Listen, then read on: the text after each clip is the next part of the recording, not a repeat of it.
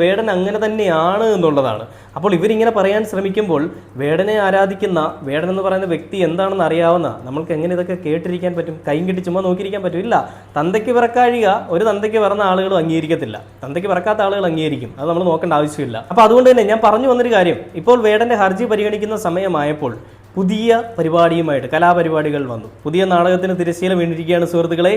പുതിയ 2 ഇരകൾ കൂടി മുഖ്യമന്ത്രിയുടെ ഓഫീസിലേക്ക് എഴുന്നള്ളിയിരിക്കുകയാണ്. എന്തിനാണ്?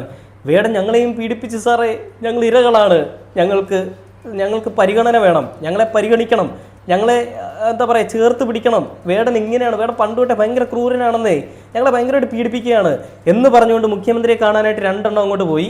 അവസാനം അടവടല മൂഞ്ചി തിരിച്ചു. എന്തുകൊണ്ടാണ്? മുഖ്യമന്ത്രി കാണണ്ടെന്ന് പറഞ്ഞു, അല്ലെങ്കിൽ മുഖ്യമന്ത്രിക്ക് കാണാൻ പറ്റാത്തൊരു സാഹചര്യമായിരുന്നു, മുഖ്യമന്ത്രി കണ്ടുമില്ല. അതുകൊണ്ട് മുഖ്യമന്ത്രിയുടെ ഓഫീസിലേക്ക് കത്തെഴുതി വെച്ചിട്ട് അവരങ്ങ് പോയി. അതിൽ പറയുന്നത് വേടൻ ഭയങ്കര വലിയ ക്രൂരനാണ്. എന്നാൽ വേടനെ അടുത്തറിയാമെന്ന് ചോദിച്ചാൽ അതുപോലെ അറിയാത്ത ആളുകൾ